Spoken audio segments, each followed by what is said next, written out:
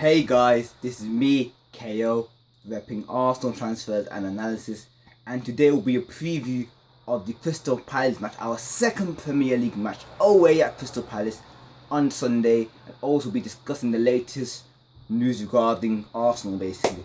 So starting off with the match which kicks off at 1:30 PM UK time on Sunday, and to be honest, if you asked me this question last week whether I was confident that we would win, I'll probably say on the back of the Chelsea victory in the Community Shield, definitely. I'll be thinking we'll probably have beaten West Ham if I made the prediction, and I'll probably said we would have beaten Crystal Palace. But as you know, football is a funny thing, and we did not beat West Ham. We actually convincingly lost to West Ham. And talking about the tactics on that day, I thought that Debussy for one had a poor game. And I want to talk about the wing backs, the Arsenal type of wing backs. I was reading an article regarding Arsenal. RC Blog is a great website. Love their articles. I recommend that you guys read it. And basically in that article, one of the articles that I had a few weeks back was talking about the dynamic and the balance of our wing backs. And they were saying that Arsenal seem to operate much better. Oh, sorry about the background noise. Arsenal seem to operate much better when we have a attacking fullback with on the opposing side a more defensive minded fullback. As in at the end of last season, our solidity in defence, one of the reasons was that we had Bellerin at right back and Monreal at left back, the two Spaniards. And at the beginning of that season, we all know that we had Debussy and Gibbs. And again, you can see that we had that Debussy kind of guy who wasn't really that attacking as a right back.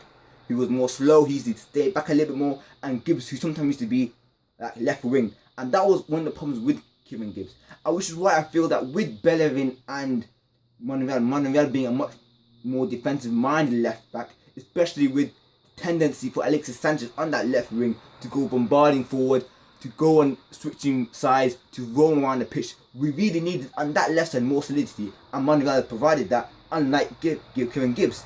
On the right side, even though Bellerin is quite an attacking fullback, as we see by the goal that he scored against Liverpool last season, where he was really like in a central position right inside the box. But with Bellerin's pace that he gives to us, he is able to track back extremely quickly because of his rapid pace. So he can come back much quicker compared to someone like a Debussy when he goes like up basically to attack. It takes much longer for him to track back, and by then the team could have scored goals. And we saw a lot of times in the West Ham match, we were caught on the counter time again. The players were not tracking back quick enough, maybe due to fitness, maybe due to fatigue, maybe due to just being slower than the opposition, and we were caught out a lot of time because of that. And that is one thing we need to improve on. And with Arsenal confirming today that Alexis Sanchez is fully fit, and he probably will start, and Bellerin also being fit, I think I wouldn't be surprised to see Sanchez starting on Sunday, and also Bellerin to come back into the side. And I feel that's extremely important for Bellerin to come back for the reasons that I mentioned, that he is much more faster than Debussy. We know that Crystal Palace like to counter with a lot of pace. They have players like Bolasie and Zaha who are extremely fast players. So we need that dynamism and that our wing backs to be able to keep the defence nice, tight, and also if they do bombard forward, to be able to come back quickly as soon as possible. Talking about other injuries, we have players like Danny Welbeck, and I've mentioned this before. I have no idea what the hell is going on with Danny Welbeck. I don't know what's the problem. Arsene Wenger just said today will be out for at least another 3 weeks. It's getting a bit irritating right now. I mean, he's been injured now for almost 3 months. He's been hanging about. I have no idea what's going on there. They keep him under the covers there. I'm not sure why. Maybe something extremely serious, but he's out of the picture for the foreseeable future. Jack Wilshere again out for the next 2 to 3 weeks at least. But I think I wouldn't be surprised to see Jack Wilshere come back for Danny Welbeck, to be honest with you. In terms of other injuries, there's worrying news regarding Thomas Rosicky, who seemingly straight after he had quite a good last season. He was fit relatively for most of the season. He signed his extended contract for the next year. He's out injured for 2 months now, and I don't know what's going on. His agent has confirmed that he's going to be out for probably about 2 months-ish. So that's not good news for Arsenal.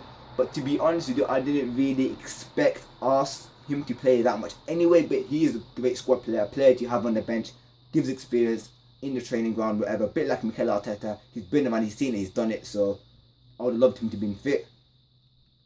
And I think now with our Wilshere being injured, with Arteta not really having faith in him, Firmino looked like he's off. I do feel now there's a more pressing need for a CDM as well. And obviously you still haven't signed Benzema. I don't want to believe Twitter rumors at all. All this, this Venezuelan model saying that Benzema's coming to Arsenal. You got some other Tom, Dick and Harry's ITK saying this and that. I don't want to believe this stuff. I'll just believe it when it's confirmed by Arsenal. I wouldn't be surprised right now if we didn't sign anyone. I've said this time and time again. I would not be surprised if we didn't sign anyone, even though I hope we do sign Benzema. And I hope we do sign someone like Krychowiak. I'm not sure, that's Sevilla basically CDM. I'd love to have him as well, but not in my control. I can't do nothing about it, obviously. And I don't want to believe, and please, I beg you guys also don't to fall into these traps. It's jokes. Just don't believe it. It's all lies. That's what I'm just saying. The speculation, just keep guessing different transfers.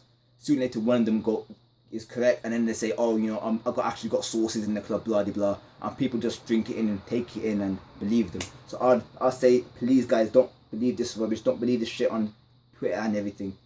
Just keep a level head. Keep a level head, and then you won't be disappointed at the end of the transfer window, because then you wouldn't just believe all this garbage that's written on the internet. But that's all me for today. My prediction for this game. If you asked me this last week, I would have said Arsenal would have won comfortably.